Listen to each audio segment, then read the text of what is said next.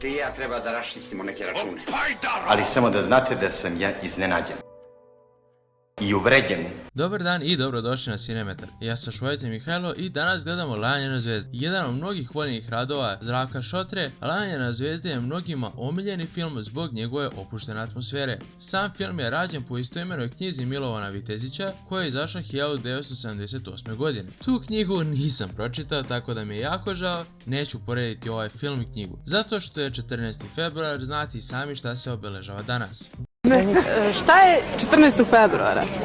8. mart. Baš zbog Dana zaljubljenih mislio sam da je najbolji film za ovu priliku najlepši film o ljubavi na našim prostorima. Sada pre nego počnem sa radnjom filma, želim nešto kratko da vam kažem. Ja stvarno nemam pojma koji me đavo bio da uzimam ovaj film za format normalne epizode Cinemetra. Film je lijep, ali je scena na sceni i posle scene nešto slično Mi nismo anđeli jedan. Smešne su scene, ali nije kao da pola njih prati neku priču i uopšte da imam razlog da ih pomenem. Mislim, vidjet ćete i sami. Idemo na film. Film počinje pripremom za maturu. Miki ima skoro sve, samo mu fali džip od strica. Posle malog nagovaranja, njegov otac Mihajlo pita brata za džip i on mu ga da. Miki pita svoju majku Danicu kako su se njegovi roditelji upoznali i time započinjemo priču Mihajla Kneževića ili tada poznatijeg kao filozofa. Priču započinjemo ispred škole. Još 2 nedelje do kraja, što znači da je filozofu potreban partner. Do ušiju je zaljubljenu Danicu Janković i svim mogućim taktikama pokušava da je privuče. I to mislim svim. U meni se vodila borba da li da ti priđem ili ne. Ti si pobedila, ja ti čestitam. Nažalost, ona je više zainteresovana u filozofovog brata, tako da ga čeka opasna borba. Ali ni upola opasna kao Tupina trka. Tupa ide sa filozofom u razred i želi da postane bokser. Deo njegovog treninga za takmičenje u Beogradu uključuje trku sa vozom kroz tunel i ovu rundu pobeđuje. Mislim, malo mora da pobedi. Zbog toga zakasni na fizičko, ali i nije nešto previše propustio jer profesor svakako planira jednog po jednog da isteruje napolje da trče oko škole. Da se ošišaš, znaš? Nesmešno! Dok oni trče, direktor gleda. Brine se za ekskurziju koja se održava krajem iduće nedelje. Maturanti će nam otići, ali ovaj će ostati. I ulaže nadu u profesora Božovića. Direktora ste vidjeli na prethodnom Cinemetru, gdje je Nikola Simić glumio Dimitrija Pantića u Tesnoj koži. Na času đaci traže sinonime, a filozof kreće da miriše Danicinu kosu i krvari iz nosa, šta? Znam da je jako mala scena i da je glupo od mene da se fiksiram na to, ali bez šale, dok nisu otišli na more, svaka scena sa filozofom i Danicom mi je bila uništena jer sam se setio ovoga. Uveče se maturanti malo zabavljaju i posle ponovnog filozofovog pokušaja koji već malo prelazi u uznemiravanje, Danica ipak uskače na motor filozofovog brata. U potpunosti podržavam. Mislim, ni ja ne bi otišao sa čovekom koji laje na zvezde. Bravo ste, direktore. Laju i na zvezde. Kolega Božoviću, ja sam to mislio više onako figurativno. Danicu igra Nataša Tapušković, dok filozofa igra Dragan Mićanković, koji i dan danas ima jako uspešnu karijeru i sjećam ga se najviše kao Alex u Urgentnom centru. Kao što sam već pomenuo, Tupa treba da se bori u Beogradu. Za to ga priprema profesor fizičkog koji je sam ludo zaljubljen kao je većina likova u ovom filmu. Pod pripreme mislim više na hranu nego da zapravo vežba boks, tako da u trening Tupi spada 10 živih jaja i toliko šampita i baklava da završi u bolnici. Posle časa kod profesora ja stvarno ne znam čega, komunikacije, matematike. Objasni mi osnovni princip geometrijske progresije.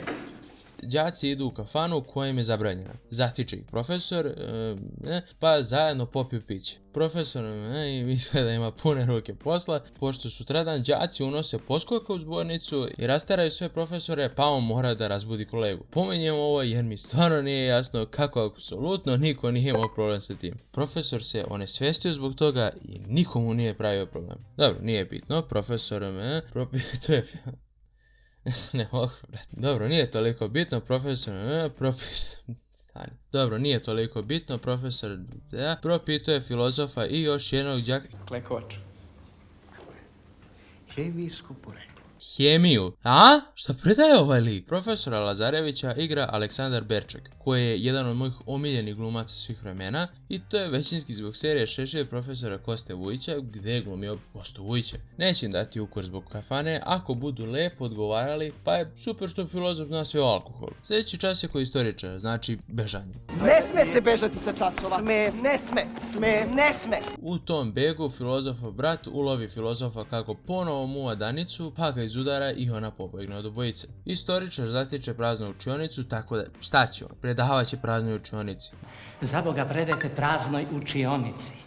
A ne, ja sam hteo da ispitujem, ali nemam koga. Moram da predajem, nemam izbora. Dok maturanti uživaju u prirodi. Naravno neće im to uzeti za zlo, želi zajedno sa njima da provede noć u kafani, pa će maturanti u malo manjem broju otpratiti Tupu koji konačno ide na svoj boks meč. Te večeri na žurci Danica i filozofov brat igraju dok filozof pokušava tu negde da se ubaci. Danica priznaje kako je on njoj drag, uporan i dosta duhovit. Filozofov brat će zapamtiti to. U ponedeljak ujutru svi jedva čekaju Tupin povratak, ali je izgubio. Profesor fizičkog u depresivnom stanju, profesorka u kojoj je zaljubljen pokušava da ga razvedri, a Tupa je ponižen. Možda da je zapravo više vežbao sa ljudima, a ne tu kao Kozlić, možda bi bilo nešto.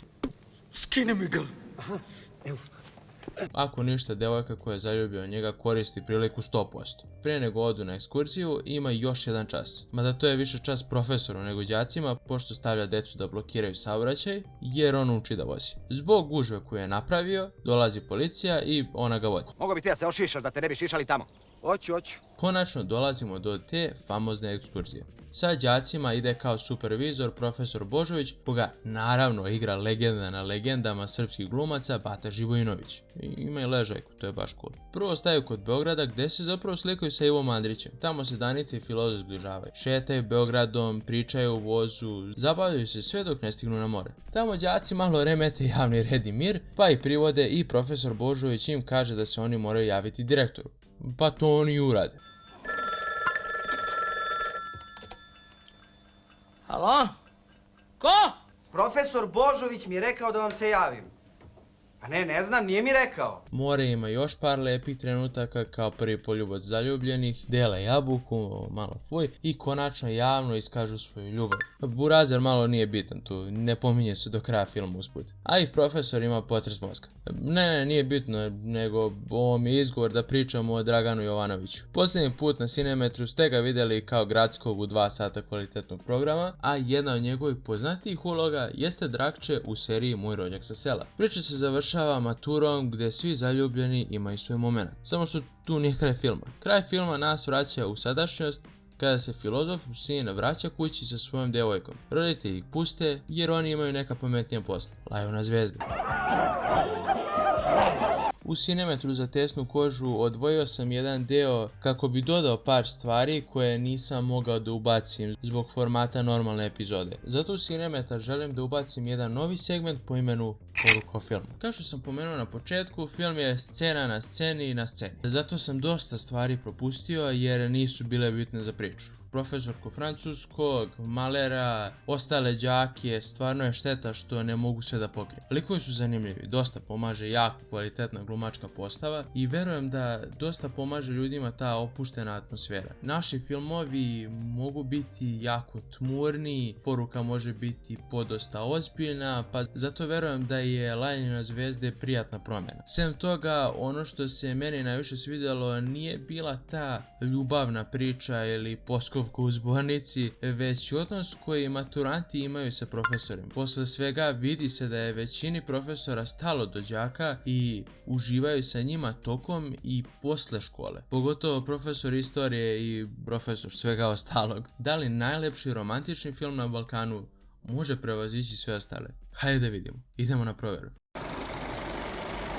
Na originalni procenat nadodajemo se nagrada za dobru glumu, režiju i impresivna nagrada samo zbog glumačke postave. Što ga dovodi do 77%. I to je to. Lajanje na zvezde je izašao 1998. godine. I šteta je što sve manje ovakvih filmova na našim prostorima ima. Ali možda zbog toga se toliko i ceni. Ogromno vam hvala na 100 subscribera. Tek smo počeli i već imamo veliku podršku i ovdje i na TikToku. I ponovo, hvala vam na gledanju. U sljedećoj epizodi Cinemetra gledat ćete: Kad porastem biću. Porastem, želim da budem mesar. Graditelj. Taksista. Volio bih da budem čika policaja. Svi da pevamo veselo, kome je srce crveno i belo. Kad porastem biću kengur je komedija o snovima, prijateljstvu i kocki pomalo. Tako, sine, 3 prsta, nanisu im katoličku. Život je bio jednostavniji, sve dok nisi pokušao da osvojiš devojku, zaradiš na kladionici ili postaneš TV zvezda. Evo, se nosiš u pičku maternu i ti, i pičke, i obrazovanje, i mršu pičku maternu. Sastanci, prevare, utakmice i čak NLO su samo neke od stvari koje vas čekaju, tako da zavalite se na vašim krovovima i pogledajte Kad porastem biću kengur, a posle toga dođite na Cinemetar da zajedno vidimo kako je to biti čovjek sa Voždovca. Majku li ti jebe, da ti jebe milosnu majku. 28. februar, samo na Cinemetru.